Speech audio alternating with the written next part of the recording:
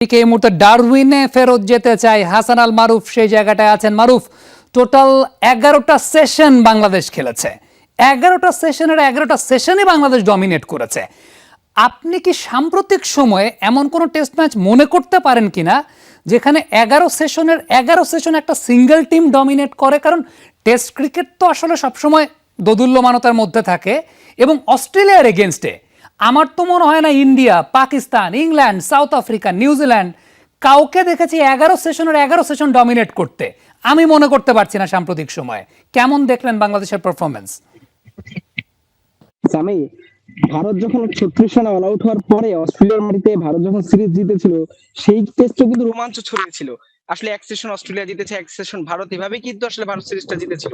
অস্ট্রেলিয়াও সেখানে tough fight দিয়েছিল, কিন্তু এই টেস্টে পুরো 11টা সেশন যেমনটা আপনি বলছেন যে বাংলাদেশ ডোমিনেট করেছে। আমার পেছন থেকে গ্যালারি থেকে বারবার যে কয়জন বাংলাদেশি এসছে তাদের গর্জন শোনা যাচ্ছে, বাংলাদেশ বাংলাদেশ রব।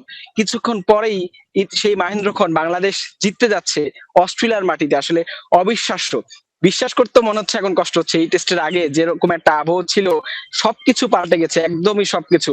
এই যে বাতাস বইছে ডারউইনে এত গরমের মধ্যেও, জয়ের সুবাতাস।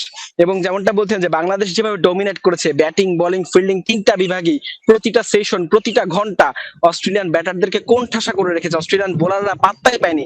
বিশ্বসেরা bowler Mitchell Starc, Pat Cummins, Josh Hazlewood, ঘরের মাঠে তারা কতটা ভয়ঙ্কর হতে পারে সেটা নিয়ে কারো বলার মানে কেউ আসলে ভাবে না যে বাংলাদেশ এভাবে প্রতিরোধ করতে পারে বা এইভাবে ডমিনেট করতে পারে। আপনি ভারত 36 রানে অল আউট হয়েছিল, এই জায়গায় বাংলাদেশ কতটা কম রানে অল আউট হবে সেটাও একটা ছিল, লজ্জার রেকর্ড করবে কিনা এমন অনেক ট্রল মিমস কিন্তু ছিল। কিন্তু সবকিছু আসলে বাংলাদেশ পাল্টে দিয়েছে পারফরমেন্স দিয়ে। বারবারই ঘোষণা আসছে ভেতর থেকে যে বাংলাদেশ খুব কাছাকাছি জয়ের এবং ইতিহাস গড়ার দ্বার প্রান্তে। আমি আসলে একটা অন্যরকম অনুভূতি। বাংলাদেশ থেকে এই টেস্টটা কভার করতে খুবই কম সংখ্যক সাংবাদিক এখানে এসেছেন। প্রচুর মারুফ, এই জায়গাটা আমি আপনাকে একটু থামাতে চাই। মারুফ, এই জায়গাটা একটু থামাতে চাই যে বাংলাদেশ থেকে আপনারা খুব কম সংখ্যক সাংবাদিক গেছেন ডারউইন টেস্ট কভার করতে। এর কারণটা হচ্ছে এই দেশের কমার্শিয়াল ইম্প্যাক্টের জায়গাটা। এই দেশে ক্রিকেট নাকি ধ্বংস হয়ে গেছে, এই দেশে ক্রিকেট নাকি কেনিয়া হয়ে গেছে, কর্পোরেট মার্কেটে নাকি এই দেশে টাকা পয়সা পাওয়া যায় না, ক্রিকেট নাকি কেউ দেখে না। কম সংখ্যক সাংবাদিক যাওয়ার পেছনে সবচেয়ে বড় কারণটা হচ্ছে স্পন্সরশিপের জায়গাটা। Jamuna television, one of the rarest television যারা সেই রিস্কটা নিয়েছে। হাসান আল মারুফ, আপনি গেছেন, আমাদের সহকর্মী, আমাদের স্পোর্টস এডিটর তাহমিদ অমিত এই প্রয়াসটা তিনি দেখিয়েছেন। আমাদের যিনি সিইও ফাহিম আহমেদ স্যার, তিনি সেই প্রয়াসটা দেখিয়েছেন না এই টেস্ট আমরা কভার করতে যাব। সব কিছু মিলিয়ে বাংলাদেশের কর্পোরেট মার্কেট যারা হয়তোবা চিন্তা করছিল যে বাংলাদেশের ক্রিকেট ধ্বংস হয়ে গেছে, বাংলাদেশের ক্রিকেট কেনিয়া হয়ে গেছে, এক জিম্বাবুয়ের সঙ্গে হারে বাংলাদেশ ক্রিকেট শেষ হয়ে গেছে, তাদের জন্য একটা মোক্ষম জবাব কিনা আপনারা যারা ঠিক এই মুহূর্তে স্বচক্ষে দেখছেন, একটা ইতিহাস দেখছেন। মারুফ, আমি সেই জেনারেশনের, যেই জেনারেশন কার্ডিফে সেই ইতিহাস গড়তে দেখেছিলাম। I am getting emotional. Maruf, কি বলবেন? সামি, আপনার যদি মনে থাকে, আমি এই টেস্টে আসার আগে যমুনা টেলিভিশন প্রথম এই ডারউইনে এসেছি আমি সবার আগে। বাংলাদেশের ওই ম্যাচটা কভার করতে আমার পর আরো দু একজন এসছে, ধীরে ধীরে সবাই এসেছিল। অনেক প্রতিবন্ধকতা ছিল আমার এখানে আসা নিয়ে। আমার সহকর্মী তাহমিদ অমিত, আমাদের স্পোর্টস এডিটর, তিনি যদি শুনে থাকেন, অনেক প্রতিবন্ধকতা, অনেক বাধা ছিল।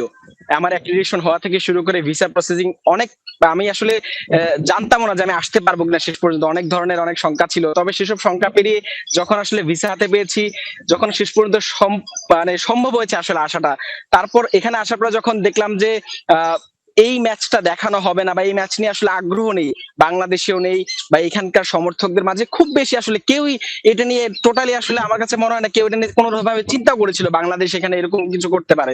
সেখান থেকে আমরা হয়তো 9-10 জনের মতো এসেছি এখানে। 10 জনের মতো সাংবাদিক যারা কভার করছে, অনেকে এখানে আসেননি। এক্সপেন্সিভ, আমি যেমনটা বলছিলাম যে সেটা একটা বড় কারণ। এই ডারউইনে অনেক খরচ। অস্ট্রেলিয়ার যে কটা শহর আছে তার মধ্যে ডারউইনে, যতটুকু আমি এখান থেকে জেনেছি, সবচেয়ে বেশি খরচ হচ্ছে ডারউইনে।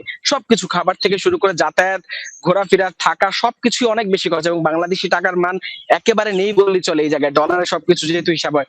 সব মিলিয়ে আসলে খুব বেশি সাংবাদিক এখানে আসেনি, এবং অবশ্যই আমাদের জন্য প্রাউড মোমেন্ট। আসলে আমি নিজেও ইমোশনাল হচ্ছি গত প্রথম দিন থেকে যখন দেখেছি এখানে বোলাররা যখন রান আপ নেয়, দর্শকরা যেভাবে আসলে উৎসাহ দেয়, যেভাবে দাঁড়িয়ে আপনার কি বলে স্ট্যান্ডিং ওভেশন, যে ভাইবটা টেস্ট ক্রিকেটের রিয়েল ভাইব কিন্তু আমি এখানে এসে পেয়েছি। এবং অনেক বড় একটা অর্জন। এর আগে শ্রীলঙ্কার মাটিতে টেস্ট দেখেছিলাম, তবে অস্ট্রেলিয়ার মাটিতে নিঃসন্দেহে আমার ক্যারিয়ারের অন্যতম একটা অর্জন হয়ে থাকবে এই জয়টা দেখা। এই ভাইবটা, টেস্ট ক্রিকেটের রিয়েল যে আমেজ, রোমাঞ্চ, সেটা আমি এখানে উপভোগ করেছি।